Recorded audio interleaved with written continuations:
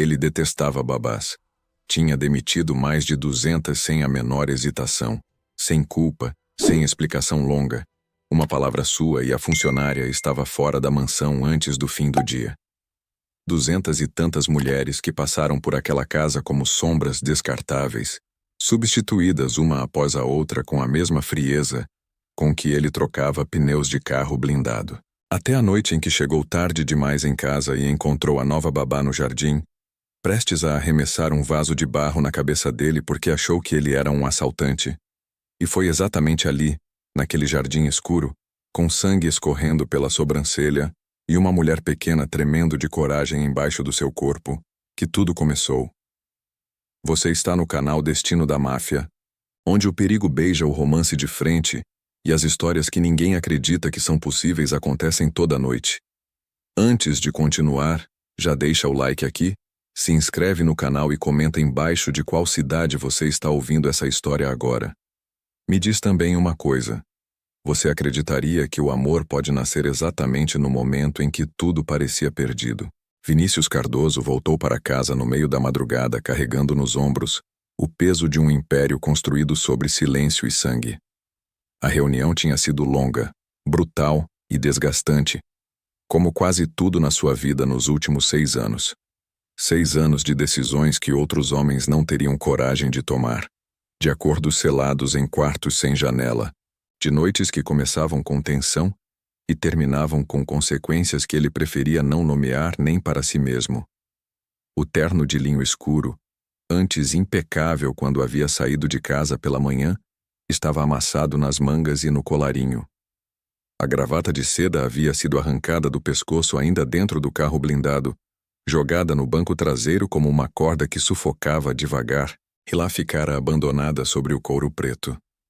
Ele caminhava pelo jardim extenso da mansão com o mesmo passo pesado de sempre, os ombros retos, a arma presa no coldre na cintura, o braço cruzado nas costas na postura automática de quem nunca baixa a guarda, nem dentro dos próprios domínios, nem quando não há nenhuma ameaça visível.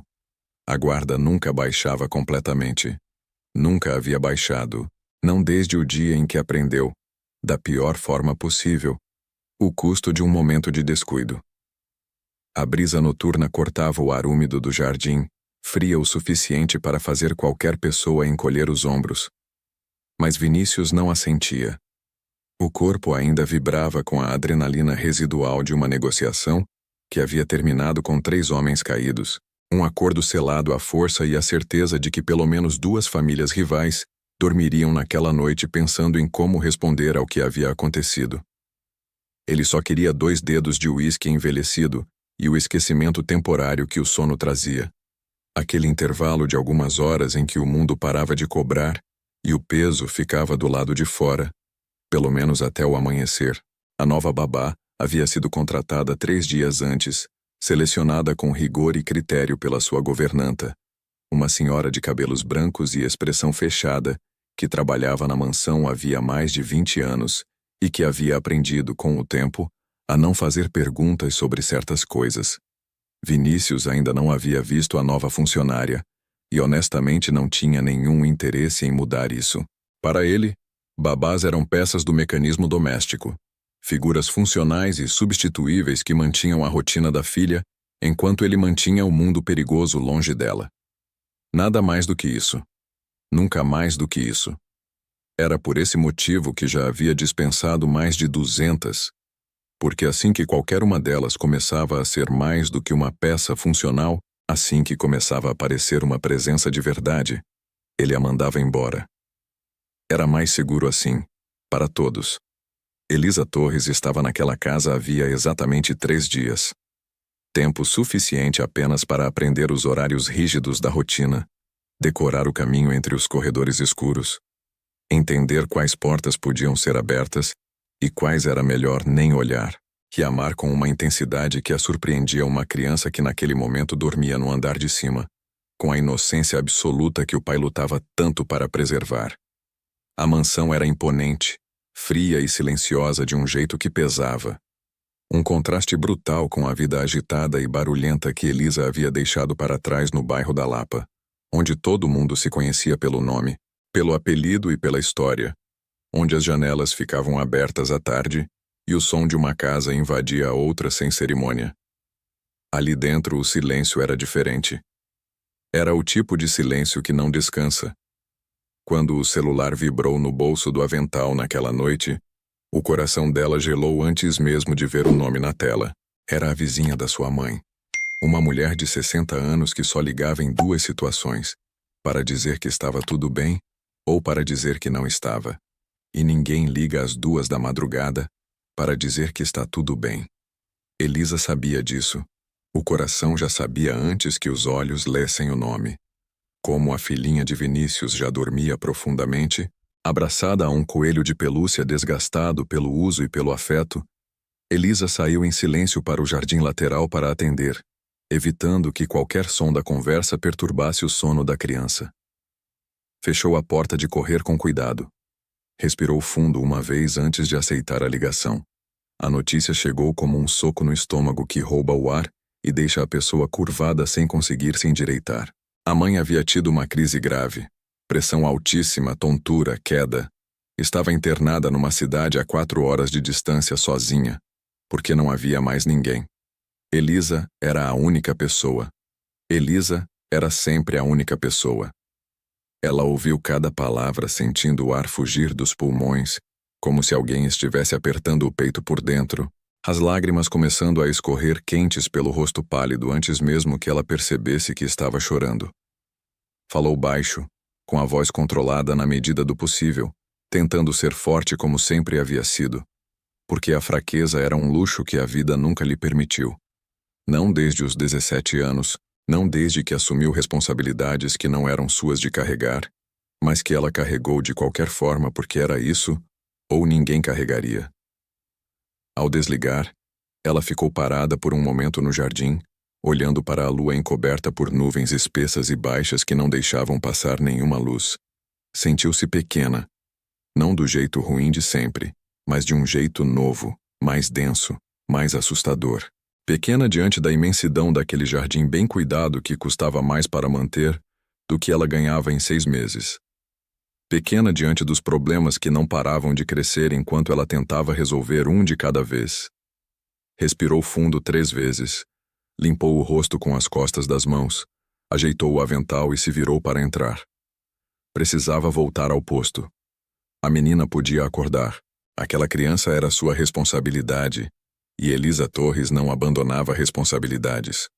Foi quando ouviu os passos, pesados, ritmados, inconfundíveis, o tipo de passo que pertence a um homem grande que não tem o hábito de anunciar a própria chegada, porque está acostumado a ser o dono de todos os espaços que ocupa. Elisa parou. O corpo inteiro entrou em estado de alerta, antes que a mente processasse o motivo, por aquele instinto primitivo que não precisa de raciocínio para funcionar. A iluminação do jardim era discreta, projetando sombras longas e distorcidas sobre a grama bem aparada, criando figuras escuras nos espaços entre as plantas. Mas a sombra que se aproximava era diferente das outras. Enorme, a silhueta de um homem alto e largo que ocupava o espaço com uma autoridade física que a distância não conseguia disfarçar. Então a luz fraca de um poste de jardim bateu no metal preso à cintura dele. A arma no coldre era visível demais, clara demais, impossível de ignorar para quem tinha instinto de sobrevivência afiado. E Elisa o tinha, aguçado por anos vivendo em lugares onde saber ler o perigo alguns segundos antes era a diferença entre ir embora andando ou não ir embora. Ela não pensou em quem aquele homem poderia ser. Não considerou que estava dentro de uma mansão com cercamento, câmeras e seguranças armados distribuídos pelo perímetro. A mente dela, completamente tomada pelo pânico e pela responsabilidade que pesava nos ombros, só tinha espaço para uma imagem. A criança dormindo sozinha no quarto do andar de cima, com a porta entreaberta e o abajur aceso no mínimo como ela havia deixado. O coração disparou contra as costelas com uma força que doía. Se aquele homem entrasse na casa, ele subiria. Se ele subisse as escadas, encontraria a menina no primeiro quarto do corredor. E então, Elisa não completou o pensamento. Não havia tempo para completar pensamentos. Os olhos dela varreram o espaço ao redor em frações de segundo, procurando qualquer coisa que pudesse servir. Qualquer objeto, qualquer improviso, qualquer chance. As mãos encontraram um vaso de barro maciço sobre a mesa de ferro do jardim. Redondo, pesado, com terra dentro e uma planta que ela nem sabia o nome. Pesado o suficiente para causar estrago real. Ela o segurou com as duas mãos, o peso forçando os músculos dos braços, e se posicionou atrás do pilar de pedra mais próximo, achatando o corpo contra a superfície fria, controlando a respiração para não ser ouvida. Vinícius Cardoso continuava caminhando pelo jardim da própria casa, com o mesmo passo automático de sempre, perdido nos pensamentos sombrios que a madrugada trazia, a cabeça ainda cheia de números, rostos e decisões. Estava em casa, o lugar mais seguro do mundo que ele havia construído. Câmeras em cada ângulo, seguranças treinados nos melhores padrões, muros altos, portão eletrônico, protocolos que ele mesmo havia desenhado e testado. Não havia nenhum alarme, nenhum sinal, nenhuma razão para levantar a guarda. Elisa prendeu a respiração. Esperou. Quando ele passou perto o suficiente, quando a sombra grande estava a exatamente um passo do pilar onde ela estava encostada, ela saiu das sombras sem hesitar. Com toda a força que o desespero de uma protetora consegue reunir quando não há mais nada entre a ameaça e quem ela precisa guardar, ela ergueu o vaso acima da cabeça e o desceu com tudo que tinha contra a cabeça do suposto invasor. O impacto foi surdo, violento e definitivo. O barro não partiu, mas a pele sim. O golpe abriu um corte limpo na sobrancelha de Vinícius, o sangue jorrando imediato e quente pelo rosto. Vinícius não gritou. Não porque não doeu. Doeu. Mas porque gritar não era uma resposta que o corpo dele havia aprendido. O corpo dele havia aprendido a reagir. Em menos de 2 segundos, por puro reflexo de combate construído ao longo de anos de violência e treinamento, ele girou o corpo para o lado, localizou a fonte do ataque, segurou o braço dela no ar com uma técnica precisa que travou o cotovelo numa posição que causou dor suficiente para fazer ela soltar qualquer coisa que estivesse segurando.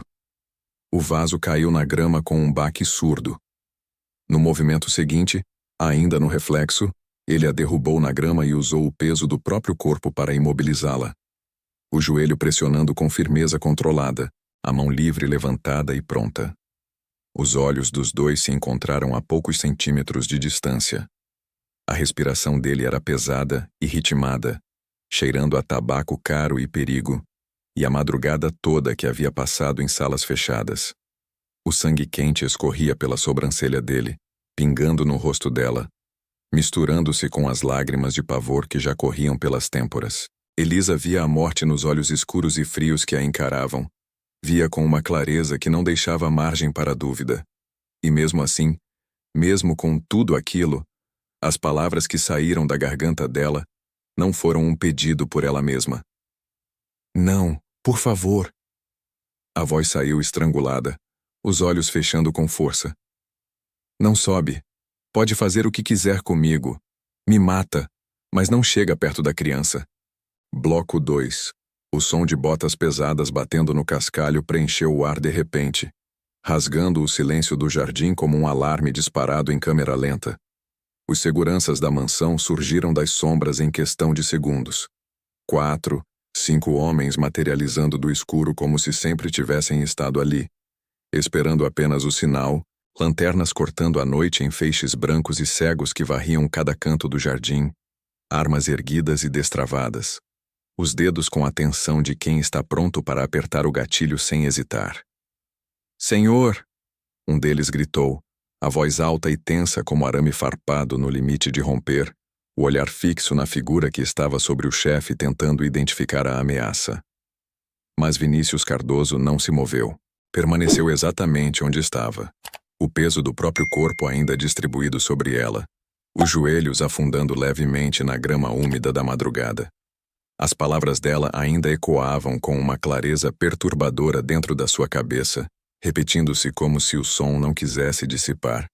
Não sobe. Pode fazer o que quiser comigo. Me mata, mas não chega perto da criança. Ele olhou para a mulher presa sob seu domínio e registrou tudo de uma vez, com a velocidade de leitura que anos de violência e sobrevivência haviam afiado nele até se tornar instinto puro. O uniforme de babá, com o avental branco sujo de terra e grama, amassado e rasgado na queda. O pânico real e visceral nos olhos castanho escuros dela, um pânico que não era pelo próprio pescoço, não era pela própria vida, mas por alguém que ela protegia com o corpo inteiro mesmo sem ter nenhuma arma de verdade, sem ter nenhum treinamento, sem ter nenhuma obrigação, além da que ela mesma havia escolhido carregar como se fosse dela por direito. A posição do corpo dela nos segundos antes do golpe tentara bloquear a passagem para dentro da casa. Ela havia se colocado entre ele e a porta, entre ele e a criança. Vinícius entendeu tudo em menos de um segundo, com aquela precisão clínica de quem passou a vida inteira lendo situações antes que explodissem. A raiva instintiva se dissipou como fumaça no vento noturno, substituída primeiro por uma confusão que ele raramente sentia, e logo depois por algo que havia desaparecido da sua vida há tempo demais para calcular. Respeito. Respeito genuíno, sem hierarquia, sem contexto de poder, sem nada em troca. O tipo mais raro de todos. Ele ergueu a mão esquerda num gesto seco e absolutamente autoritário. Um movimento pequeno, quase imperceptível para quem não conhecia o código, mas que dentro daquele sistema valia mais do que qualquer grito ou ordem em voz alta. Os seguranças pararam instantaneamente, os músculos travados entre o instinto de proteger o chefe a qualquer custo e a ordem implícita de recuar que aquele gesto carregava. Baixaram as armas com relutância visível, mas mantiveram a posição, os olhos varrendo o jardim em busca de qualquer outra ameaça que pudessem justificar uma ação. Recuem, ordenou Vinícius, a voz rouca, grave, completamente controlada, sem erguer o tom sequer 1 milímetro. A frieza da voz era a ameaça, não o volume. Mas, senhor, o senhor está sangrando, começou o chefe da segurança, um homem de quase 2 metros que havia sobrevivido a 3 atentados diretos contra o chefe, e que mesmo assim nunca havia aprendido completamente a esconder o nervosismo quando via sangue de Vinícius. Eu disse recuem. A resposta veio num rugido baixo e contido, sem desviar os olhos do rosto de Elisa nem por uma fração de segundo. Não havia segunda interpretação possível naquele tom. Os homens sumiram nas sombras tão silenciosamente quanto tinham aparecido, como figuras num palco que a cortina engole de volta sem deixar rastro. O silêncio retornou ao jardim, mais pesado e mais denso do que antes, carregado agora com tudo o que havia acontecido nos últimos 2 minutos. Elisa continuava de olhos fechados, o corpo tremendo de forma que ela não conseguia controlar mesmo querendo. Não era só o medo do que poderia ainda acontecer. Era o choque acumulado de tudo despencando sobre ela de uma vez. A descarga de adrenalina que não sabia como sair. O choro escorria silencioso pelas têmporas, molhando a grama embaixo da cabeça dela. Eu não vou te machucar, disse ele, a voz agora completamente diferente. Grave, mas com uma calma que era quase mais desconcertante do que a raiva teria sido, porque a raiva ela sabia como receber, e aquilo ela não sabia. Abre os olhos. Ela negou com a cabeça num movimento pequeno e desesperado, soluçando baixinho, os lábios apertados. Então ele falou de uma forma simples que cortou direto pelo pânico dela como uma faca limpa. Meu nome é Vinícius Cardoso. Eu sou o dono desta casa. Eu sou o pai dela.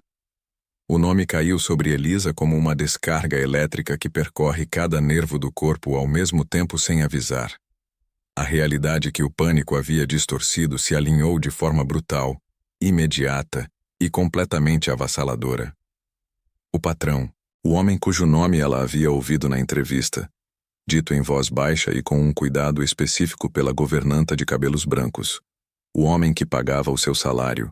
O homem que ela nunca havia visto pessoalmente em 3 dias de trabalho e que acabara de atacar com um vaso de barro na sobrancelha dentro do próprio jardim da própria casa dele, na madrugada, enquanto ele voltava do trabalho.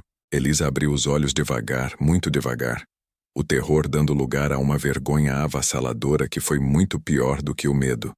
Porque o medo passa com o tempo, mas a vergonha fica alojada no peito e queima com uma constância que não dá trégua. Ele se afastou imediatamente, levantando-se com um movimento controlado, e estendeu a mão para ajudá-la a se levantar da grama, mas recuou ao ver o quanto ela ainda tremia, ao perceber que o toque naquele momento poderia ser recebido de um jeito que não era o pretendido. Elisa se sentou na grama por conta própria, as pernas sem força suficiente para aguentar o peso do corpo, as mãos cobertas de terra úmida e grama amassada, o uniforme completamente arruinado. Meu Deus! Ela levou a mão trêmula à boca, os olhos presos no sangue cobrindo o lado do rosto dele, escorrendo pela têmpora, pingando lento no colarinho da camisa branca de linho que havia começado a noite impecável. Eu achei que o senhor fosse um assaltante. Vi a arma, eu te machuquei, me desculpa, por favor, me desculpa. As palavras saíam atropeladas, uma em cima da outra sem espaço para respirar entre elas, o desespero transbordando em cada sílaba. O medo de morrer havia sido completamente varrido e substituído pelo medo da ruína, do desemprego, da conta hospitalar da mãe que vencia na semana seguinte, dos remédios que não podiam faltar, de tudo que dependia daquele salário que ela acabara de colocar em risco com um vaso de barro às 2 da madrugada. Não havia plano B. Nunca havia plano B para quem vive no limite todo mês sem folga. Vinícius observava a cena sem pressa, com aquela capacidade de ler o que está embaixo do que é dito que só vem de uma vida inteira, prestando atenção no que as pessoas revelam, quando estão com a guarda completamente abaixada. Ele tocou o ferimento na sobrancelha com a ponta dos dedos, sentindo a umidade quente e viscosa. Doía. Era um corte limpo e razoavelmente fundo, mas era suportável. Havia levado coisas muito piores do que um vaso de barro e estava de pé. O que o incomodava de verdade naquele momento não era a dor física, era o estado dela. O desespero genuíno, a culpa transbordando em cada palavra, a ausência total de qualquer cálculo por trás das lágrimas. Ela não estava performando arrependimento para se salvar, estava genuinamente destruída pelo que havia feito, e essa diferença era gritante para quem passou a vida inteira cercado de pessoas que calculavam cada gesto. Ele deu um passo à frente e segurou os 2 pulsos dela com firmeza, não para machucar, mas para ancorá-la na realidade, para fazê-la parar de afundar no espiral das desculpas e olhar para ele de verdade. Está tudo bem, disse, fixando os olhos nos dela com uma intensidade que a fez emudecer completamente. Não está, o senhor está sangrando muito. A frase saiu automática, antes que qualquer filtro pudesse interceptá-la. O instinto de cuidar, nunca completamente morto nela por mais difícil que a vida houvesse sido, acordou de uma vez e sobrepôs até o próprio medo. Fica aqui, não se mexa, já volto. E antes que ele pudesse dizer uma palavra, ela se levantou e correu para dentro da casa. Em nenhum momento ela pensou em fugir. Em nenhum momento cogitou pegar a bolsa do quarto pequeno que havia organizado com cuidado 3 dias antes e desaparecer pela porta dos fundos antes que qualquer consequência chegasse. O instinto de Elisa não era de autopreservação, nunca havia sido. Era de cuidar. Era o mesmo instinto que a havia jogado no jardim com um vaso de barro na mão às 2 da manhã, para proteger uma criança que conhecia havia menos de uma semana. Vinícius ficou parado no jardim, o sangue pingando devagar na camisa arruinada, e percebeu com uma clareza estranha que poderia ter entrado, chamado o médico particular que atendia a família a qualquer hora, mandado a garota embora com uma indenização e nunca mais pensado no assunto. Era exatamente o que teria feito com qualquer outro funcionário. Mas ficou parado, esperando. No jardim molhado de madrugada, esperando uma mulher que havia tentado abrir sua cabeça com um vaso de barro voltar para cuidar do ferimento que ela mesma havia causado. E não conseguiu entender exatamente por quê. Ela voltou minutos depois com um estojo de primeiros socorros branco, a respiração ainda ofegante da corrida, os cabelos levemente desgrenhados, os olhos ainda vermelhos, mas as mãos com outra qualidade agora, firmes, com propósito, com a serenidade específica de quem sabe o que está fazendo e encontra nesse saber uma forma de se controlar. Senta, ela ordenou, apontando para a cadeira de ferro do jardim com uma autoridade que o surpreendeu de verdade. Não era a autoridade de quem manda, era a autoridade de quem sabe, e havia uma diferença enorme entre as duas coisas. Ela falava com o paciente, não com o chefe. Vinícius sentiu algo estranho e desconfortável no peito. Um impulso quase irracional de ceder àquela voz pequena, sem questionar. Obedeceu. Sentou na cadeira de ferro, esticando as pernas longas à frente, os cotovelos pousando nos joelhos. Elisa acendeu a lanterna do celular de tela trincada para enxergar melhor o ferimento à luz branca e direta. As mãos eram firmes e precisas, os movimentos limpos e econômicos de quem havia feito aquilo antes em condições reais. Não num jardim de madrugada, mas numa enfermaria, com protocolo e cheiro de antisséptico no ar. O cheiro dela chegou às narinas dele enquanto ela trabalhava de perto. Sabonete de coco e algo levemente floral, simples e sem pretensão. Nada dos perfumes caros e enjoativos que as mulheres do seu mundo usavam para ocupar espaço antes de abrir a boca. Ele observava cada detalhe, com a atenção que normalmente reservava para salas de negociação. A concentração absoluta no rosto dela. A preocupação genuína no modo como avaliava a extensão do corte antes de tocar. A forma como segurava a gaze com uma leveza que parecia contradizer a firmeza dos movimentos. Então segurou o pulso dela por um instante, interrompendo o procedimento sem aviso. A pergunta saiu baixa e quase involuntária. Quem é você? Ela parou, engoliu em seco, os olhos subindo por um segundo antes de voltarem ao ferimento. Elisa Torres, a nova babá da sua filha. A voz falhou levemente na última sílaba. Ou era. A essa altura devo estar demitida. Ninguém mantém uma funcionária que ataca o patrão com um vaso de barro na sobrancelha às 2 da madrugada. Ele soltou o pulso dela sem responder, deixando que continuasse. Ela aplicou o antisséptico com precisão, e ele não piscou nem fez nenhum som com a ardência, o que a fez olhar para ele por uma fração de segundo com uma expressão que misturava respeito involuntário e algo que ela não conseguiu nomear completamente. Você é corajosa, disse ele, os olhos escuros estudando o rosto dela à luz fria da lanterna. Não pensou 2 vezes antes de defender minha filha. Fez uma pausa, procurando a palavra certa e não encontrando nenhuma que fizesse jus. Eu não pensei, ela respondeu em voz baixa, concentrada em fixar o curativo com cuidado. Só agi. Ela estava sozinha. O senhor estava armado. A conta era simples. Ela terminou, recolheu os materiais e deu um passo para trás. Bom, senhor. Vou arrumar minhas coisas. Me desculpe pelo mal-entendido. Espero que o senhor fique bem. Se virou em direção à porta de serviço. Espera. A voz cortou o ar como um comando. Não era pedido. Nunca era. Elisa parou, os ombros caindo levemente. Você não vai a lugar nenhum. Vinícius se levantou, retomando toda a altura imponente, a sombra cobrindo a dela no jardim escuro. Já demiti mais de 200 babás, todas frias, mecânicas, mulheres que olhavam para minha filha como um problema a administrar, ou como um caminho para chegar até mim. Minha filha perdeu a mãe cedo demais e precisava de afeto. E isso, com essa vida maldita que eu levo, eu nunca soube dar do jeito que ela precisava. Aproximou-se devagar até ficar a exatamente um passo dela. Você se colocou entre um homem armado e uma criança que conhecia há 3 dias. Estava disposta a morrer por ela.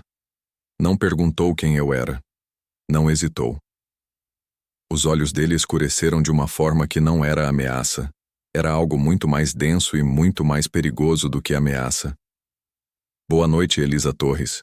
Você fica. Ela piscou, atordoada, e assentiu quase sem perceber. Voltou ao posto naquela madrugada com o coração acelerado, não pelo susto, mas pela intensidade daquele olhar que não saía da cabeça de jeito nenhum. Bloco 3. Quando o dia amanheceu, a rotina implacável tomou conta da mansão como sempre fazia. com uma precisão quase mecânica que não deixava espaço para que nada fora do planejado existisse por muito tempo. A filha de Vinícius acordou no horário certo, desceu as escadas arrastando os pés com o coelho de pelúcia, desgastado pendurado por uma orelha na mão esquerda. Tomou café na mesa comprida do salão com as secretárias eficientes, já em seus postos, e a agenda do dia organizada, com uma pontualidade que não tolerava atraso. Depois da escola viria o balé, depois a natação, depois uma aula de reforço de matemática. Uma grade montada com cuidado para preencher cada hora disponível de uma criança que, se ninguém prestasse atenção de verdade, poderia passar o dia inteiro cercada de pessoas, sem nunca de fato ser vista por nenhuma delas. Elisa era a guardiã da noite. Seu turno começava quando as outras funcionárias encerravam os deles, quando a mansão esfriava, e o silêncio pesado tomava conta de cada corredor como uma presença física. Antes de ir embora naquela manhã, ela passou no quarto da menina. A luz do sol entrava suave pelas cortinas de linho cru, desenhando listras douradas no carpete claro do chão. Elisa ajeitou o cobertor dobrado ao pé da cama, observou o rosto sereno da criança dormindo por alguns segundos e sentiu uma onda de proteção quase física varrer o peito dela, quente e involuntária, do tipo que não pede licença para aparecer. Então, pegou a bolsa de couro surrado, atravessou o corredor em silêncio e estava prestes a sair pelo hall principal quando uma voz grave atrás dela a fez parar de repente, congelando a mão na maçaneta como se o metal tivesse esquentado de uma hora para outra. Elisa. Ela se virou num sobressalto que não conseguiu esconder. Vinícius já estava de pé, alerta e completamente impecável num terno cinza chumbo escuro, como se a noite sangrenta no jardim não tivesse acontecido, como se o sono sequer tivesse passado por ele e deixado alguma marca. A postura era a mesma de sempre, ereta, fechada, o olhar varrendo o ambiente antes de pousar nas pessoas, como se a avaliação de risco fosse um reflexo que nunca desligava completamente. Calma, disse ele, ao notar o pulo pequeno que ela não conseguira conter. Bom dia, senhor, eu já estava indo, respondeu ela, tentando recuperar a postura profissional com o que ainda restava de dignidade depois de tudo que havia acontecido nas últimas horas. Ele acenou levemente com a cabeça, mas não disse nada. Apenas a observava, com aqueles olhos escuros e pausados, que tinham a qualidade incômoda de registrar mais do que deveriam. Foi então que os olhos de Elisa desceram involuntariamente para a sobrancelha dele. O curativo que ela havia aplicado na madrugada estava com a borda solta, despegando no canto, provavelmente pelo movimento, provavelmente pelo suor da noite, provavelmente por uma série de razões práticas e razoáveis. O coração dela apertou por um instante antes que ela pudesse impedir. O senhor está bem? O curativo soltou na ponta. Vinícius levou a mão ao ferimento com uma naturalidade calculada. Ele poderia, naquele exato momento, ter entrado no banheiro de mármore branco e trocado o curativo sozinho em frente ao espelho, sem precisar de ajuda de ninguém. Poderia ter chamado o médico particular ainda na madrugada para avaliar se precisava de ponto, como havia feito em ocasiões bem piores do que aquela. Não havia feito nenhuma das duas coisas. E agora havia uma razão para isso que ele não estava completamente pronto para nomear. Acho que vai precisar de um novo, respondeu, a mentira fluindo com uma naturalidade que o surpreendeu levemente. Esse não ficou muito bom. Elisa hesitou por um segundo visível. Já estava com um pé do lado de fora. Já sentia o peso do cansaço nos ombros e o peso maior da preocupação com a mãe internada na cidade de longe. Mas o instinto falou mais alto do que qualquer outra coisa. Se o senhor quiser, eu refaço agora. Era exatamente o que ele queria, não o curativo em si. A sobrancelha estava bem o suficiente para aguentar o dia inteiro sem intervenção. Era o toque. Era a confirmação de que a humanidade dela não havia evaporado na presença da brutalidade que ele representava. De que ela não havia acordado naquela manhã com medo de se aproximar. De que o que havia acontecido no jardim não havia quebrado algo que ele ainda não conseguia nomear direito, mas que sentia claramente. Ele concordou com um gesto simples e quase displicente, como se não significasse absolutamente nada além do que parecia. Ela deixou a bolsa numa das cadeiras do hall, abriu o estojo de primeiros socorros que ficava no aparador de madeira escura e se aproximou. As mãos eram cuidadosas e precisas, os movimentos limpos. Vinícius acompanhava cada detalhe em silêncio denso, sentindo algo que não sentia havia muito tempo. Atenção sem medo, cuidado sem interesse oculto, toque sem nenhuma malícia escondida por baixo. A respiração dela batia levemente no pescoço dele, enquanto trabalhava com aquela concentração total que parecia excluir todo o resto do mundo. O toque leve dos dedos dela na pele dele era necessário, técnico, e ao mesmo tempo perigosamente bom de um jeito que ele não havia esperado, e que o incomodou exatamente por isso. Ele percebeu com uma clareza que o assustou de verdade, que não era o ferimento que o mantinha parado ali no hall de entrada, em vez de estar dentro do carro blindado, a caminho de um dia cheio de decisões que não podiam esperar. Era ela. Quando terminou, Elisa deu um passo para trás, satisfeita com o trabalho. Pronto. Ficou melhor agora. Ele olhou para ela por um instante antes de responder, um instante longo demais para ser neutro. Obrigado, disse, a voz saindo mais baixa e mais rouca do que havia pretendido. Ela pegou a bolsa, ajeitou a alça no ombro. Então até mais tarde, Sr. Vinícius. Saiu fechando a porta pesada atrás de si. Ele permaneceu no hall por alguns segundos, sozinho no vasto espaço silencioso que de repente parecia maior do que devia. Tocou o curativo novo com a ponta dos dedos e deixou escapar um sorriso mínimo no canto da boca, algo raro, quase doloroso pela falta de uso frequente, porque pela primeira vez em anos, o que o havia mantido parado não foi uma reunião urgente, nem uma ameaça a neutralizar, nem uma decisão a tomar. Havia sido ela. E isso era uma informação nova, desconfortável e impossível de ignorar. Vinícius Cardoso sempre teve controle absoluto. Controle sobre os homens que comandava com um punho de ferro que não precisava de demonstração frequente para ser respeitado. Controle sobre os negócios ilícitos que corriam pelas veias da cidade, como um veneno invisível que sustentava estruturas que a superfície preferia fingir que não existiam. Controle sobre o medo que inspirava apenas ao entrar em uma sala. Aquele silêncio específico que antecedia a sua chegada em qualquer ambiente. O ajuste de postura que acontecia automaticamente quando as pessoas percebiam que era ele. A vida dele era uma equação matemática de violência, resultado e sobrevivência, onde variáveis emocionais eram identificadas e eliminadas antes mesmo de se tornarem problemas reais. Havia aprendido a fazer isso cedo demais, num período da vida em que deveria estar aprendendo outras coisas. Mas não havia controle suficiente no mundo para lidar com o silêncio ensurdecedor que tomou conta da mansão depois que Elisa saiu naquela manhã. Não havia equação que resolvesse a memória persistente do toque dos dedos dela na pele dele. Ele vestiu o terno feito sob medida, ajustou o relógio de pulso no punho esquerdo com o movimento automático de sempre e partiu para o escritório central, um arranha-céu de vidro e aço no coração financeiro da cidade, que servia de fachada impecável para operações muito mais densas nos andares de baixo. Resolveu assuntos que fariam outros homens tremerem só de ouvir os detalhes. Ordenou retaliações com a frieza clínica de um cirurgião que não mistura emoção com procedimento. Fechou acordos milionários sem piscar. Tomou decisões que mudavam trajetórias de vida inteiras com a mesma expressão com que assina documentos de rotina.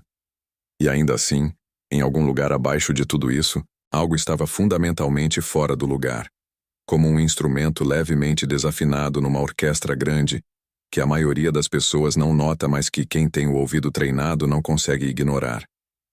A memória do cheiro de sabonete de coco, a forma como ela não o olhava com o temor reverente dos soldados e dos subordinados, mas com uma atenção humana e direta que não pedia permissão para existir. O jeito simples e sem cerimônia como havia dito, pronto.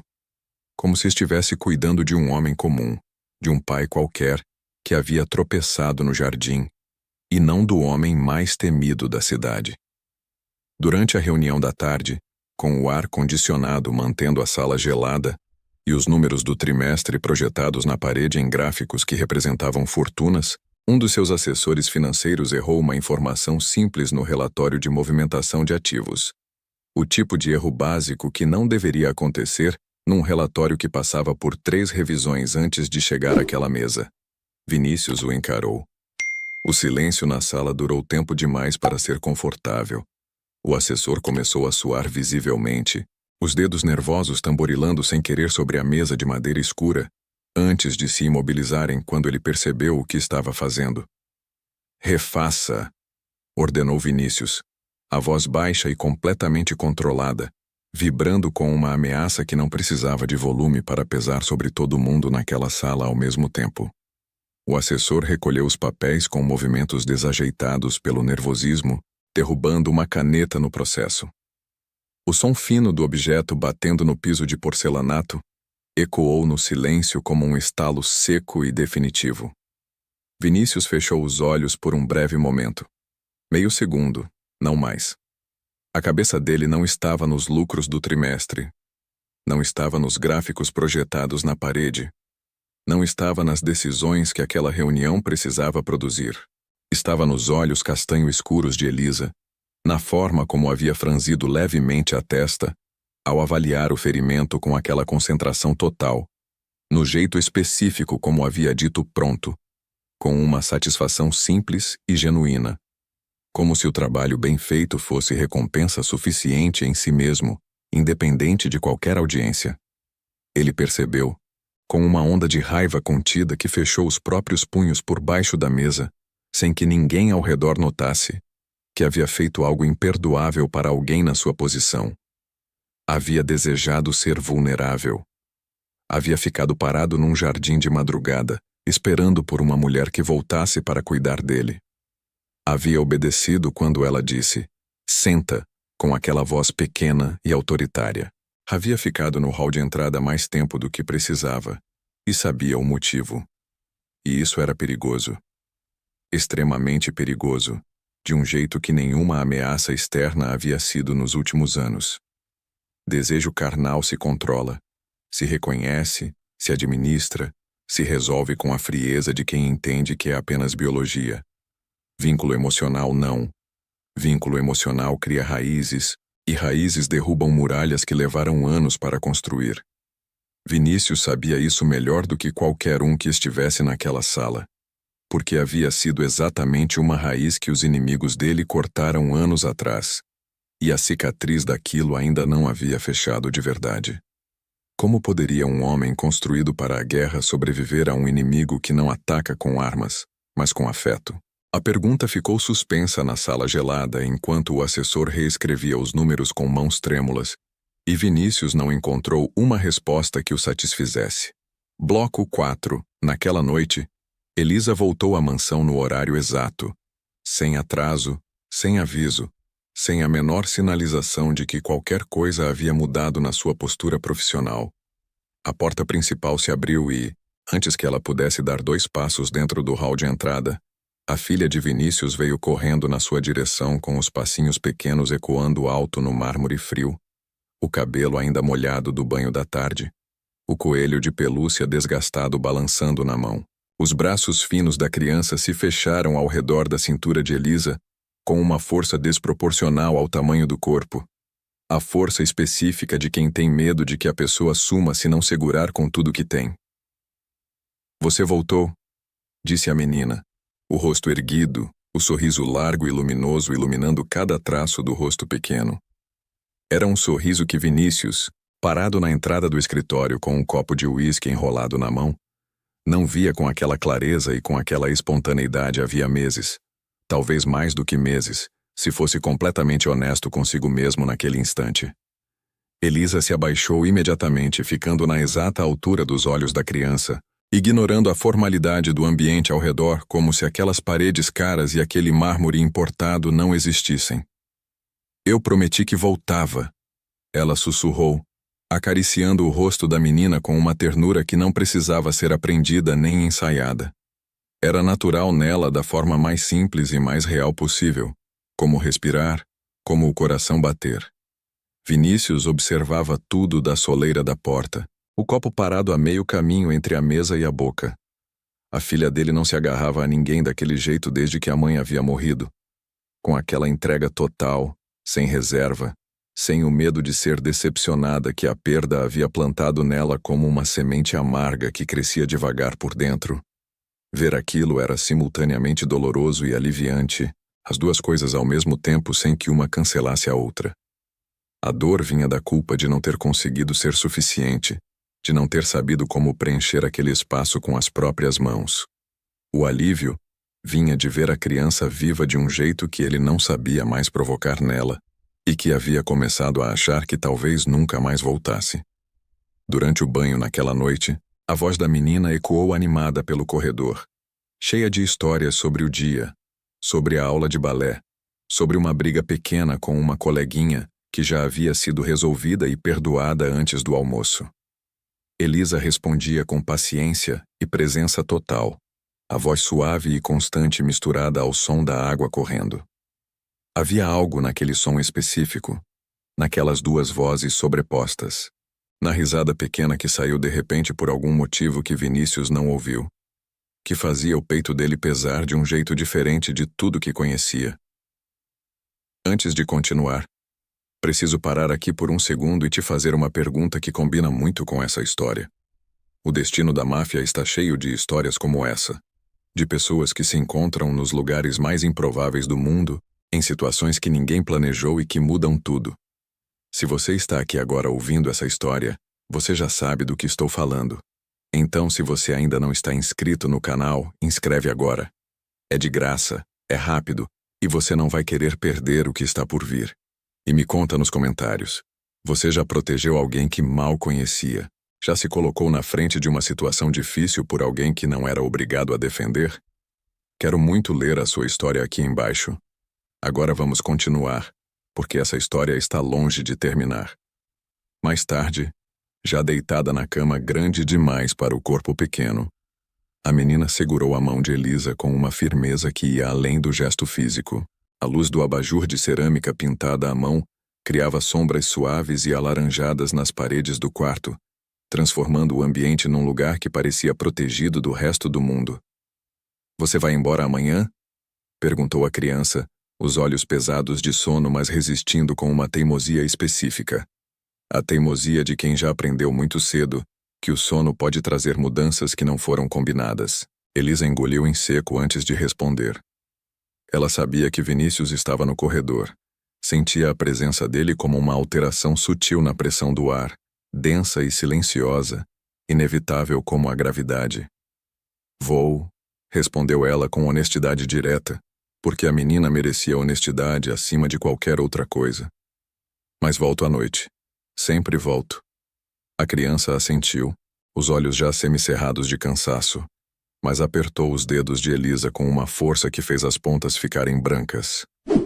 "Não some." Vinícius, encostado na parede do corredor escuro com os braços cruzados sobre o peito, sentiu aquelas duas palavras como um soco silencioso no estômago, que não foi físico, mas que doeu de um jeito que o físico não consegue alcançar. "Não some." Era o pedido que ele mesmo havia engolido tantas vezes ao longo dos últimos anos, que a garganta travada pelo orgulho, pela dureza construída sobre necessidade e por tudo que ele havia se tornado, nunca permitiu que saísse de verdade.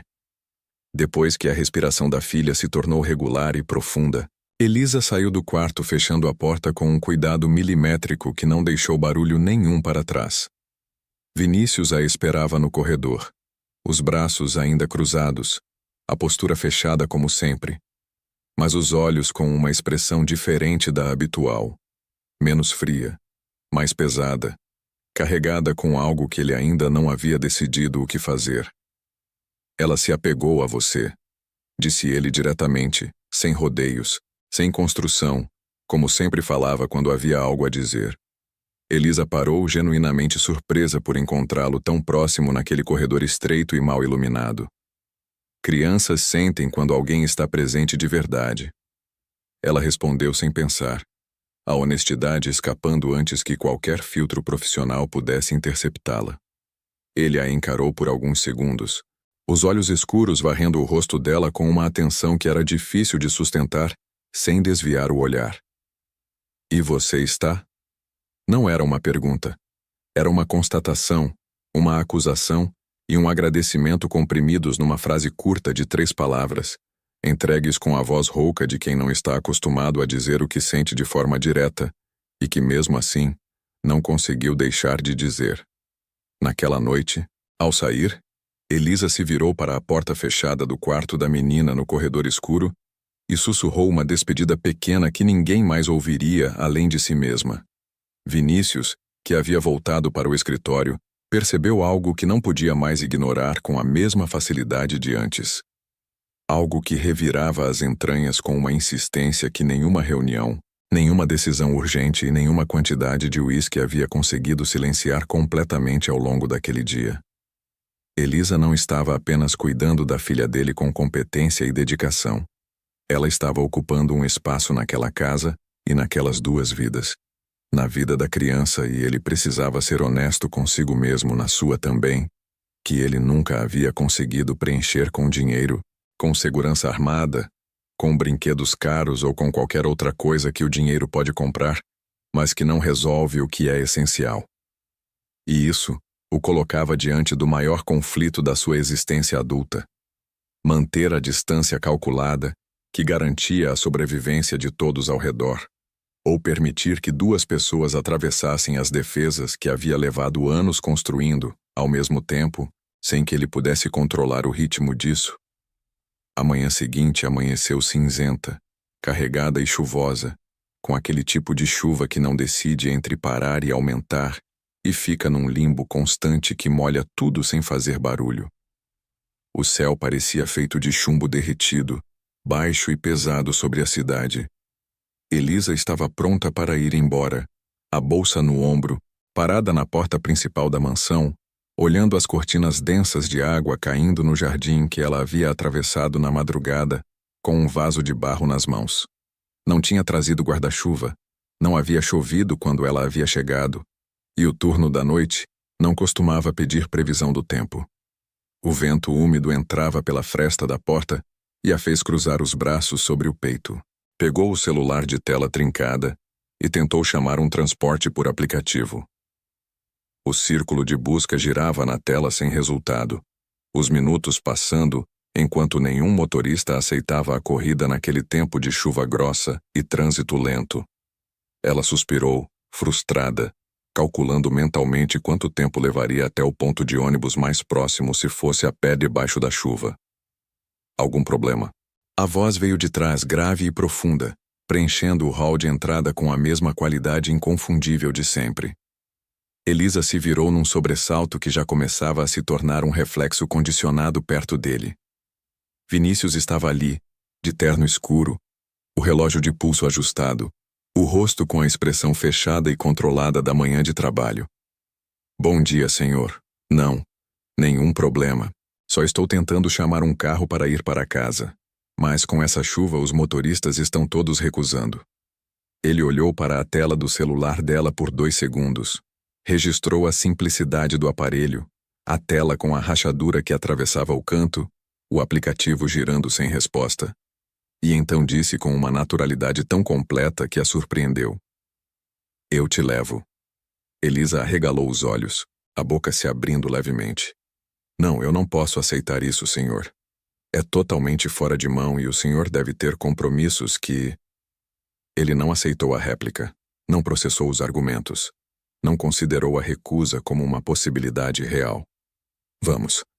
Antes que ela pudesse insistir, Vinícius tirou o paletó de tecido nobre dos próprios ombros e, num único movimento fluido e completamente inesperado para alguém do seu porte, o colocou sobre a cabeça dela como um abrigo improvisado contra a chuva que esperava lá fora. O cheiro dele a envolveu de imediato e de forma total.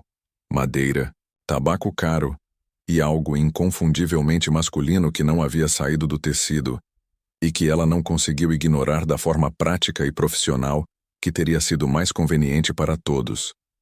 A mão firme dele pousou nas costas dela, com uma leveza que contrastava com o tamanho, guiando-a pelo jardim molhado até o carro blindado preto estacionado na entrada da mansão. Ele não correu. Caminhou no ritmo dela, lado a lado, protegendo-a da tempestade com o próprio corpo como se aquele gesto fosse a coisa mais natural e mais simples do mundo. E estranhamente, para ele, naquele momento, era. O trajeto até o bairro da Lapa foi feito em silêncio. Não era um silêncio desconfortável. Era o tipo carregado de eletricidade estática que existe entre duas pessoas que têm muito a dizer e ainda não encontraram como começar. O som ritmado dos limpadores de para-brisa marcava os pensamentos de ambos como um metrônomo. Vinícius dirigia com uma mão no volante, relaxado, mas alerta como sempre, os olhos na estrada molhada e a atenção dividida de um jeito que ele percebia claramente, mas não tinha a intenção de resolver. Quando o carro parou diante da casa pequena de portão azul desbotado, Elisa soltou o cinto e se virou para tirar o paletó e devolvê-lo. A mão de Vinícius cobriu os dedos dela por um instante a mais do que o necessário, a mais do que o gesto de devolução exigia, a mais do que qualquer explicação prática conseguiria justificar. A pele dele era quente, calejada pelo uso de armas, mas surpreendentemente suave no toque. O tempo dentro do carro desacelerou. "Pode ficar", disse ele, soltando a mão dela devagar, os olhos fixos nos dela com uma intensidade que não precisava de palavras para comunicar o que estava comunicando. "Tá chovendo demais para você correr até a porta sem proteção." Ela desceu do carro com o coração batendo contra as costelas, segurando o paletó contra o peito como se fosse um escudo. Correu até a porta de casa. Vinícius a observou entrar, esperou a luz da sala se acender atrás da janela, e só então engatou a marcha e arrancou pelas ruas molhadas. Quando o carro sumiu na esquina, ele percebeu algo que não havia esperado. Não era só a presença dela que o afetava. Eram os gestos pequenos, os silêncios que não precisavam ser preenchidos, e o fato de que, pela primeira vez em anos, ele não queria assustar ninguém. Queria proteger. Bloco 5. A calmaria durou pouco. A febre chegou naquela mesma tarde sem aviso e sem piedade. Alta demais, rápida demais, com aquela crueldade silenciosa que as doenças têm, quando escolhem crianças como alvo, e não se importam com o momento nem com o contexto. Vinícius estava no quarto da filha, ajoelhado ao lado da cama com o carpete felpudo afundando sob os joelhos. O terno ainda impecável do dia de trabalho contrastando de forma absurda com a posição vulnerável do corpo grande curvado para perto da cama pequena. O médico particular da família terminava o exame, guardando o estetoscópio na maleta de couro com movimentos controlados e tensos. Tensos porque atender a filha do homem mais perigoso da cidade nunca era uma consulta comum. Não importava quantas vezes houvesse feito isso antes. O termômetro digital apitou com uma insistência que testou a paciência de Vinícius, de um jeito que nenhuma reunião de crise havia conseguido. "É uma virose forte", explicou o médico, o tom profissional funcionando como uma armadura fina sobre o desconforto visível. "Mas ela precisa se acalmar. O estresse emocional está agravando o quadro febril. O corpo dela está lutando contra a tristeza tanto quanto contra o vírus. E as duas coisas juntas pesam mais do que qualquer uma separada." Vinícius assentiu com o maxilar travado, a expressão fechada como sempre, mas os olhos com uma qualidade diferente. Menos controlada, mais crua. Assim que o médico saiu escoltado por um segurança, a filha abriu os olhos. Estavam vidrados e confusos, a respiração curta, e com uma irregularidade que ele ouviu e sentiu no peito ao mesmo tempo. "Papai, estou aqui, filha", ele disse imediatamente, segurando a mãozinha quente entre as duas mãos grandes. Ela tentou se ajeitar na cama, inquieta, chutando o cobertor de algodão com os pés pequenos como se o calor do corpo fosse algo que ela pudesse chutar para longe se tentasse com força suficiente. "Cadê a Elisa?" O nome saiu fraco, quase um sussurro quebrado pela febre, mas claro como cristal no silêncio do quarto, claro como apenas as coisas que importam de verdade conseguem ser quando tudo o mais some. Vinícius sentiu o peito apertar com uma dor física que nenhuma bala e nenhuma faca haviam causado antes.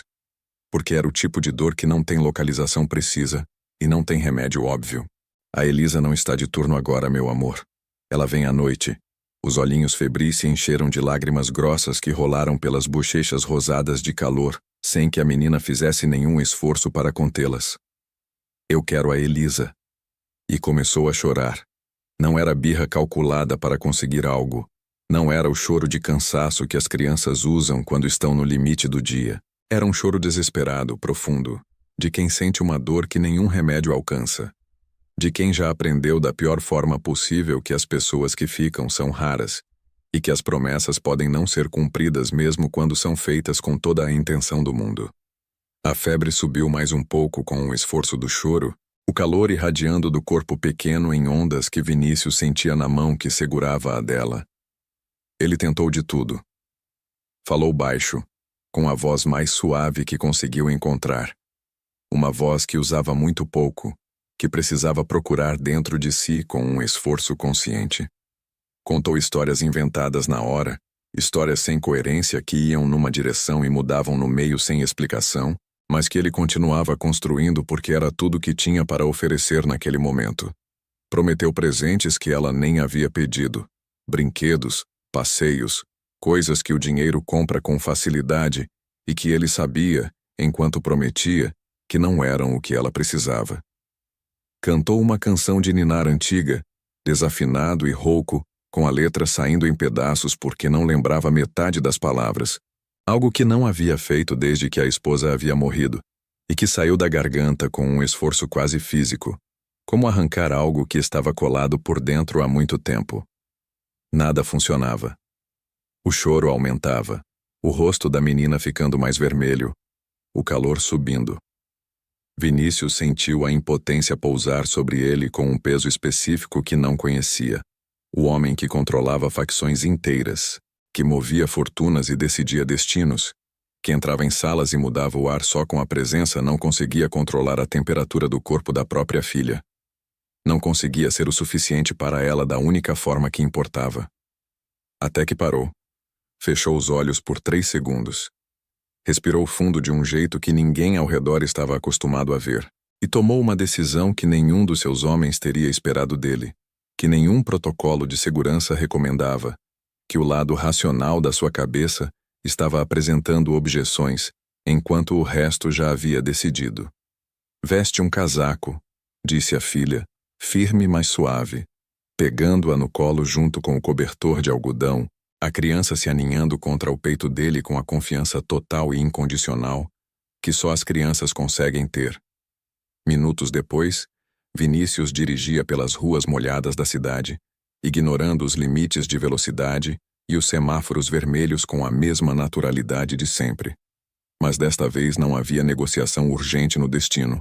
Não havia retaliação a executar. Não havia nenhuma das razões que normalmente justificavam aquela pressa. Havia uma criança no banco de trás, na cadeirinha, o cobertor enrolado ao redor do corpo pequeno, o coelho de pelúcia desgastado apertado contra o peito, ainda soluçando baixinho com os olhos semicerrados de febre. A garoa fina havia voltado, transformando o asfalto num espelho negro que refletia as luzes da cidade, em fragmentos distorcidos e sem forma definida.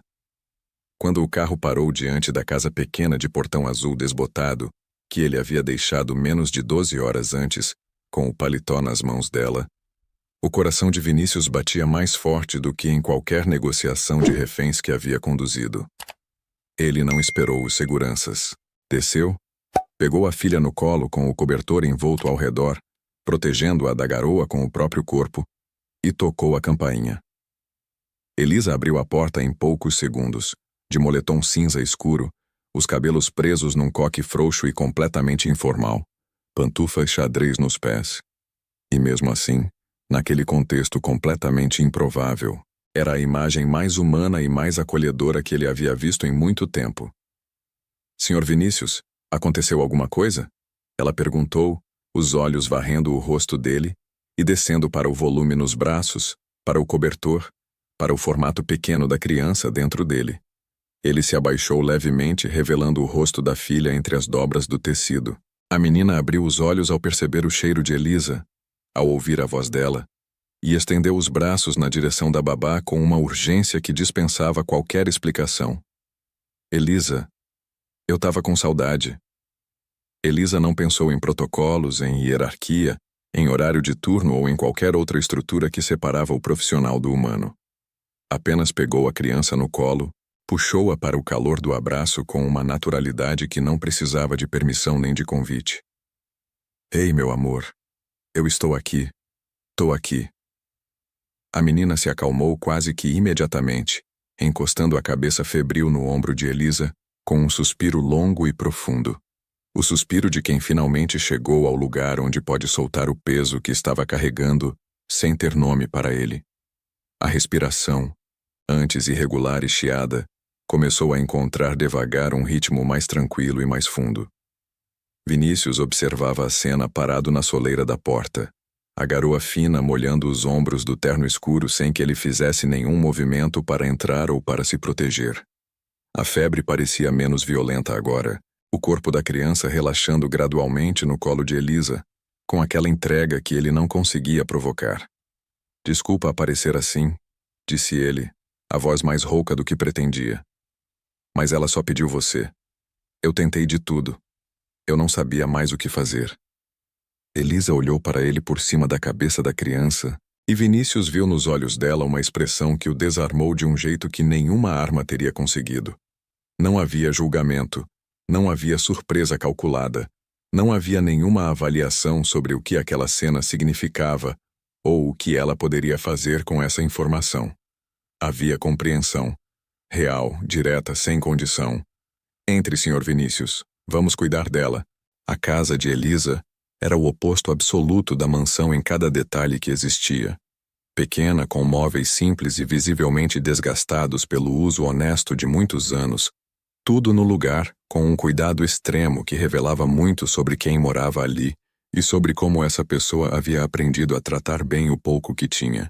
Cheirava a café e canela de um jeito que não vinha de nenhum ambientador. Era o cheiro que o lugar havia absorvido ao longo do tempo, incorporado às paredes e ao tecido dos móveis como uma memória olfativa.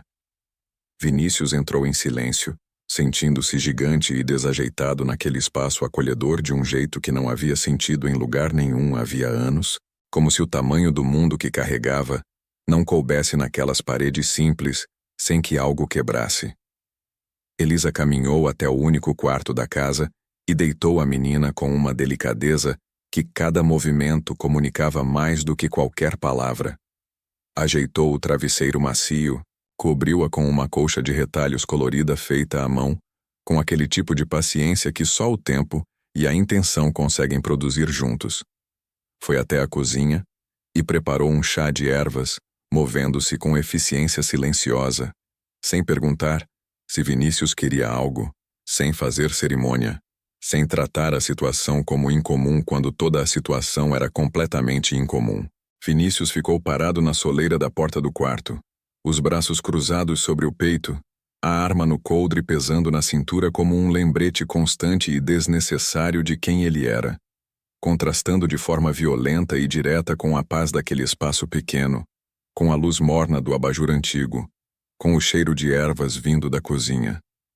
Observou a maneira como Elisa falava baixo com a criança, sussurrando palavras de conforto sem pressa e sem agenda. A forma como tocava a testa da menina com as costas da mão, para avaliar a temperatura sem precisar de aparelho, com aquele conhecimento do corpo que vem de prática real. A ausência completa de qualquer medo de tê-lo ali dentro do seu espaço mais pessoal, dentro do santuário que ela havia construído com pouco dinheiro e muito cuidado ao longo de uma vida inteira de escolhas difíceis. O chá fez efeito rápido. A menina adormeceu ainda segurando a mão de Elisa, o rosto finalmente sereno, as bochechas ainda com um leve rosado, mas o calor claramente cedendo. E Elisa, exausta pela rotina dupla e pelo susto da noite, acabou adormecendo junto, sentada na beira da cama, a cabeça inclinada sobre o colchão, a mão ainda entrelaçada com a da criança, a respiração finalmente calma e regular. Vinícius observou a cena por longos minutos sem se mover. Depois fechou a porta com cuidado milimétrico para não fazer barulho. Voltou para a sala pequena, acomodou-se no sofá que rangia sob o próprio peso, não tirou o terno, não afrouxou a gravata, não apagou a luminária. Ficou sentado na penumbra, os olhos abertos, vigiando a porta do quarto e a entrada da casa com a lealdade silenciosa de quem não sabe fazer diferente. Foi vencido pelo cansaço. Dormiu ali mesmo, sentado, a cabeça encostada na parede de reboco branco, o homem mais temido da cidade reduzido à forma mais simples e mais humana possível. Bloco 6. Na madrugada, o silêncio da casa foi quebrado pelo som de passos descalços no piso frio. Elisa acordou com o pescoço rígido, a posição incômoda da beira da cama deixando uma tensão que ela sentiu antes mesmo de abrir os olhos completamente. Levantou devagar. Conferiu a menina. A febre havia cedido completamente. A respiração profunda e saudável, irregular como deveria ser, o rosto sereno e sem o rubor da noite anterior. Saiu do quarto na ponta dos pés, fechando a porta com o mesmo cuidado milimétrico de sempre. Foi quando viu Vinícius dormindo no sofá pequeno da sala. Ele parecia diferente dormindo, as linhas duras do rosto suavizadas pela ausência de vigilância constante. A postura fechada substituída por algo mais solto, mais humano, mais parecido com uma pessoa comum do que com o homem que comandava tudo com um gesto da mão esquerda. Ainda assim era imponente, o corpo grande ocupando quase todo o móvel pequeno, os pés quase chegando na outra extremidade. Ela pegou uma manta de lã grossa no armário do corredor e se aproximou com passos cuidadosos para cobri-lo. O instinto dele disparou antes que ela tocasse qualquer coisa. Vinícius segurou o pulso dela num movimento tão rápido e tão preciso que os olhos humanos mal conseguiriam acompanhar. Forte, instintivo, mortal na intenção mesmo que controlado na execução. Os olhos dele se abriram focados e perigosos, travados num ponto de ameaça, antes de reconhecerem quem estava à sua frente e o que estava acontecendo. "Sou eu", ela disse rápido, num sussurro agudo, os olhos arregalados, mas sem medo real. Havia algo na forma como ela o encarou que era diferente do pavor da primeira noite no jardim. Ele soltou o pulso devagar, vendo a marca vermelha que os dedos haviam deixado na pele. Piscou algumas vezes, voltando à realidade da sala pequena e da madrugada. "Me desculpe." "Reflexo", murmurou, passando a mão pelo próprio rosto. Ela sorriu de leve, esfregando o pulso com a outra mão, mas sem recuar. "Bom, eu fiz pior com o senhor e um vaso de barro."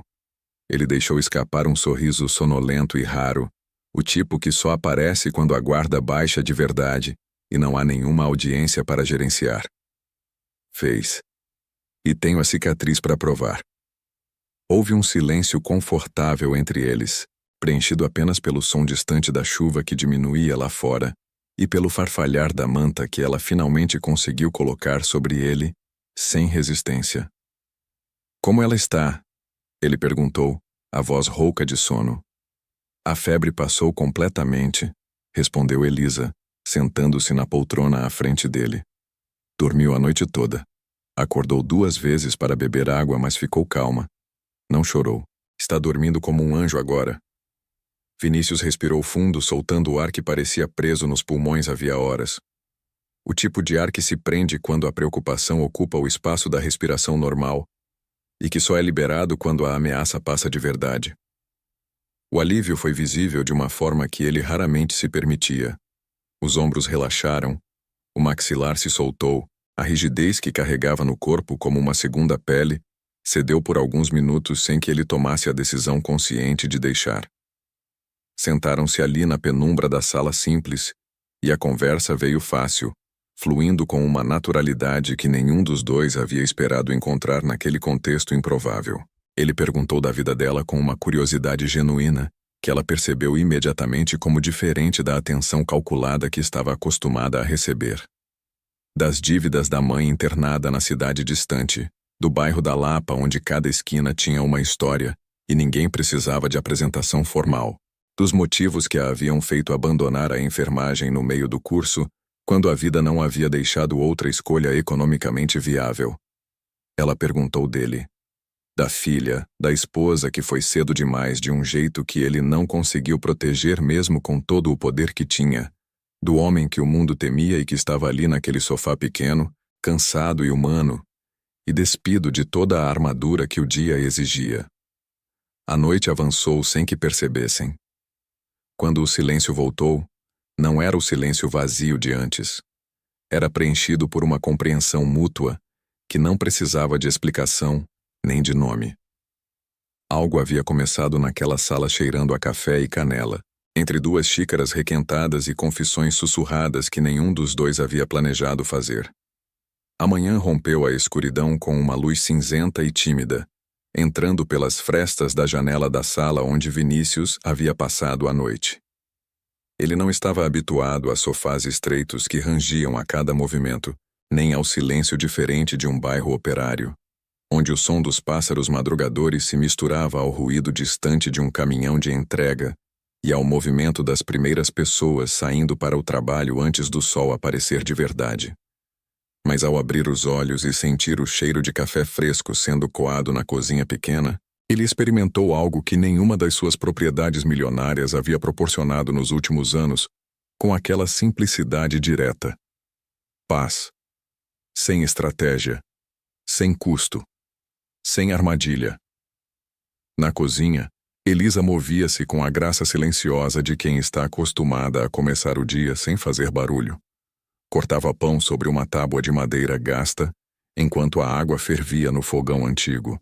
A filha de Vinícius já estava sentada à mesa pequena, balançando as pernas que não alcançavam o chão, os olhos completamente livres da febre da noite anterior, brilhantes e descansados, observando cada movimento da babá com aquela admiração silenciosa e total que as crianças reservam para as pessoas que fazem o coração delas se sentir seguro. As xícaras eram desparelhadas. A toalha de mesa tinha um remendo bordado à mão no canto. As paredes precisavam de tinta.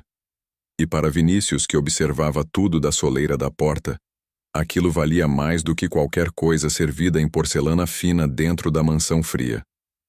Bom dia, disse ele. Elisa se virou surpresa e sorriu.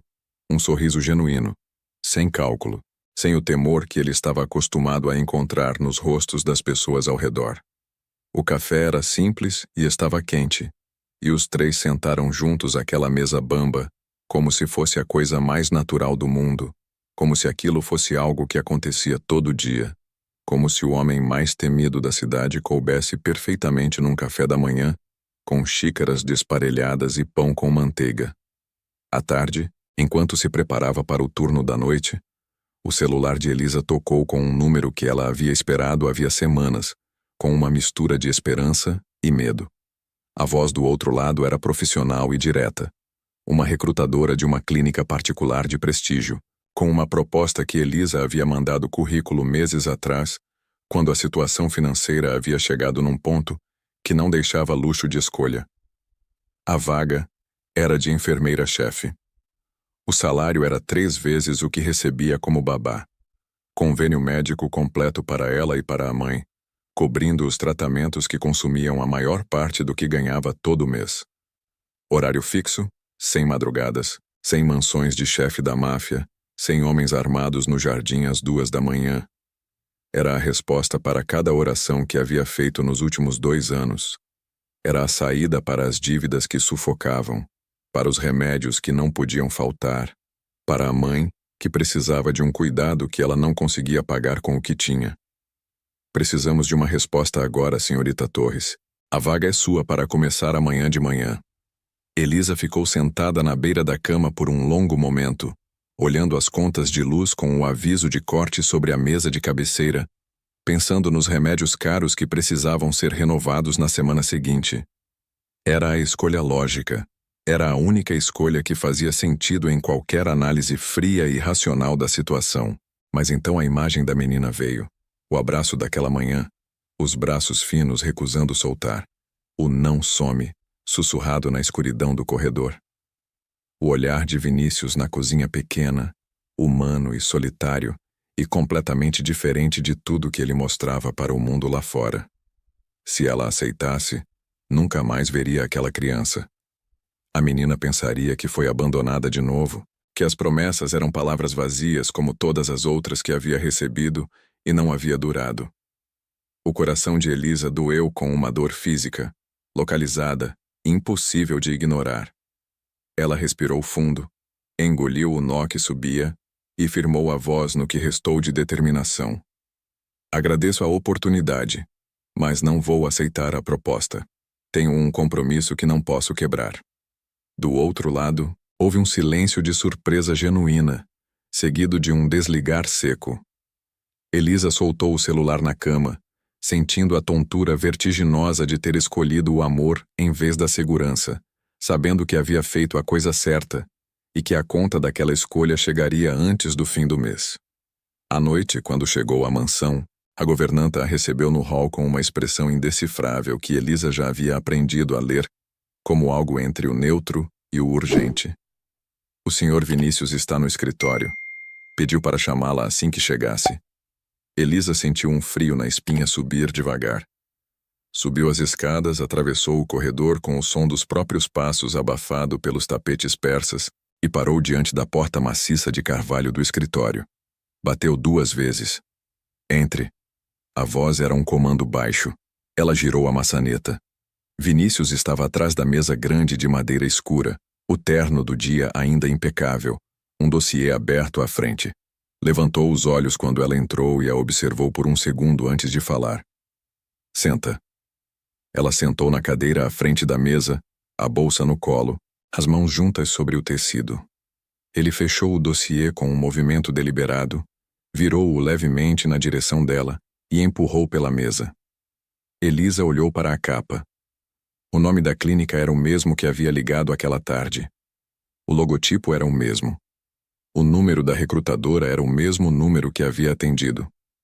Ela olhou para ele. A clínica é minha, disse Vinícius, simplesmente, os olhos fixos nos dela sem piscar. A oferta era real. O salário, o convênio, tudo. Mas eu precisava saber. Elisa ficou em silêncio por um momento que pesou mais do que deveria. Saber o quê? A pergunta saiu mais calma do que ela esperava da própria voz. Se você ficaria por dinheiro, ou pelo motivo que eu precisava que fosse. O silêncio entre os dois durou exatos 3 segundos. 3 segundos que disseram mais do que qualquer conversa que qualquer um dos dois havia tido naquela semana inteira. E agora o senhor sabe. Ela disse por fim.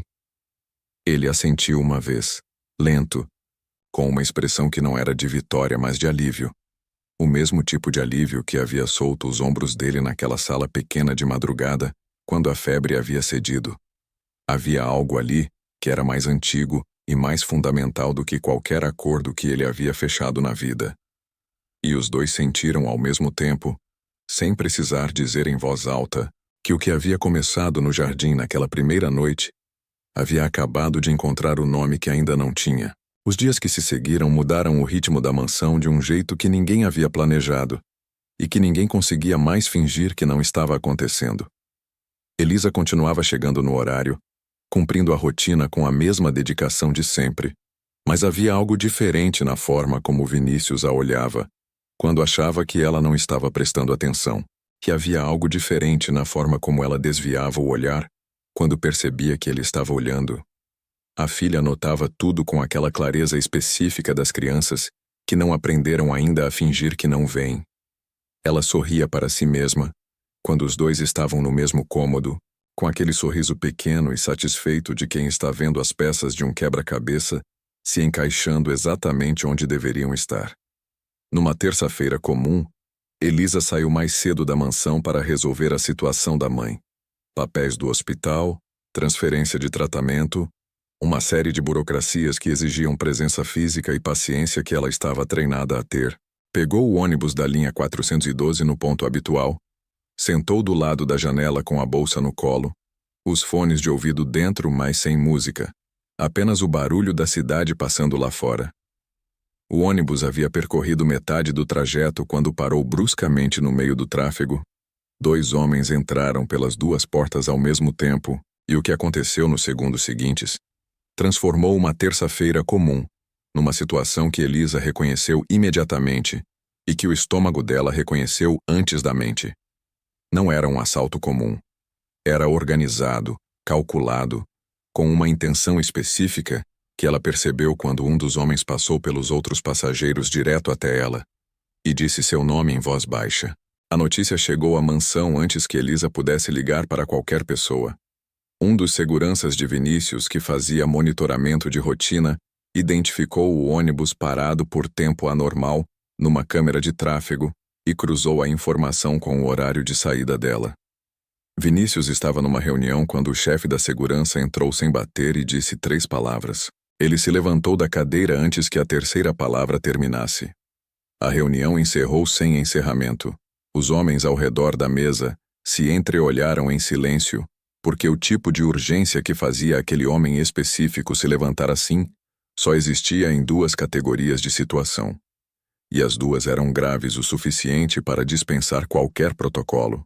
O que aconteceu nos 40 minutos seguintes, Elisa soube depois, em partes, porque estava dentro do ônibus com o coração na garganta e a cabeça funcionando no modo que a vida havia treinado para situações sem saída. Calma operacional por fora, caos controlado por dentro. Ela não gritou, não provocou, respondeu perguntas com frases curtas e observou cada detalhe do ambiente com os olhos de quem está procurando saída, avaliando possibilidade, medindo distância. Os sequestradores queriam informação sobre Vinícius, rotina, horários, pontos vulneráveis. Coisas que ela sabia em partes e que não tinha a menor intenção de dizer em nenhuma circunstância. Não por lealdade calculada, mas por uma razão mais simples e mais fundamental do que qualquer estratégia. Porque havia uma criança naquela mansão que precisava do pai. Vinícius chegou antes do prazo que qualquer pessoa teria estimado. Não com batalhão, não com operação ruidosa, com precisão cirúrgica, com 2 homens posicionados e uma presença física que entrou pelo lado do ônibus como se o mundo ao redor tivesse simplesmente parado de ter opinião sobre o que deveria acontecer. Ela ouviu a voz dele antes de vê-lo. Aquela voz específica que não precisava de volume para ocupar todos os espaços ao mesmo tempo. O que aconteceu em seguida foi rápido demais para ter sequência clara na memória dela. Houve movimento, houve o som de algo caindo, houve o silêncio repentino que sucede a situações que terminam de forma definitiva. E então a porta do ônibus se abriu, e Vinícius estava ali, a respiração mais acelerada do que de costume. O terno com uma marca no ombro que ela não conseguiu identificar de longe. Os olhos varrendo o interior do ônibus até encontrarem ela. No hospital onde a levaram para a avaliação de rotina, protocolo disseram apenas protocolo. Vinícius ficou do lado de fora do quarto por 40 minutos sem sentar uma vez, andando pelo corredor com o passo pesado de sempre, mas com uma qualidade diferente nele, menos controlada, mais crua. Quando entrou, ela estava sentada na maca com um curativo pequeno no antebraço e uma expressão que tentava ser mais calma do que era. Ele ficou parado na porta por um segundo. Depois atravessou o quarto, sentou na cadeira ao lado da maca e ficou em silêncio por um momento que pesou de um jeito que nenhum dos 2 havia experimentado antes naquela intensidade. Você não disse nada, disse ele. Não era pergunta, ela o olhou. Não tinha nada que valesse dizer. Ele ficou olhando para ela com aquela expressão que ela havia aprendido a ler nas últimas semanas, a expressão que aparecia embaixo de tudo que ele mostrava para o mundo, nos momentos em que a armadura tinha uma fresta. Então fez algo que os seguranças do lado de fora do quarto nunca haviam visto o chefe fazer em nenhuma situação registrada. Ele segurou a mão dela, não para ancorá-la, não para interromper nada, só para segurar. Ninguém toca no que é meu e continua de pé para contar. Disse ele em voz baixa, os olhos fixos nos dela. E o meu não era possessivo da forma que as palavras dele costumavam ser. Era outra coisa completamente. Era o tipo de meu que reconhece e declara ao mesmo tempo, que não pede permissão, mas que também não impõe. Elisa sentiu o coração na garganta de um jeito diferente de todas as vezes anteriores. Eu não sou sua. Ela respondeu, suave, mas direta. Ele não desviou os olhos. Ainda não, disse. E ela não respondeu, porque não havia resposta que fosse mais honesta do que o silêncio que veio depois. Na semana seguinte, numa noite que começou igual a todas as outras, Vinícius apareceu na porta do quarto da filha depois que a menina havia adormecido e encontrou Elisa ajeitando o cobertor pela última vez, antes de ir embora. Ela se virou ao perceber a presença dele. Havia algo diferente na postura dele naquela noite, menos fechada, menos calculada, como se ele houvesse tomado uma decisão antes de entrar naquele corredor e houvesse deixado parte do peso usual do lado de fora. Eu preciso te dizer uma coisa, disse ele em voz baixa para não acordar a criança. Ela esperou. Eu a demito. Elisa piscou, confusa. O senhor. O quê? Eu a demito. Ele repetiu com a mesma clareza direta de sempre. A partir de hoje você não é mais funcionária desta casa. Ela ficou olhando para ele por um momento, sentindo o chão se mover de um jeito que não era físico. Por que razão? A pergunta saiu mais firme do que ela esperava da própria voz. Vinícius se aproximou um passo, aquele passo deliberado e específico que ela havia aprendido a reconhecer. Por que eu não me envolvo com funcionárias? Tirou do bolso interno do paletó uma caixinha pequena de veludo azul escuro e a segurou aberta na direção dela.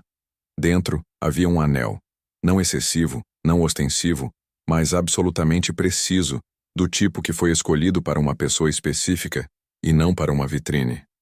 Eu demiti mais de 200 babás na vida, disse ele, os olhos escuros e fixos nos dela.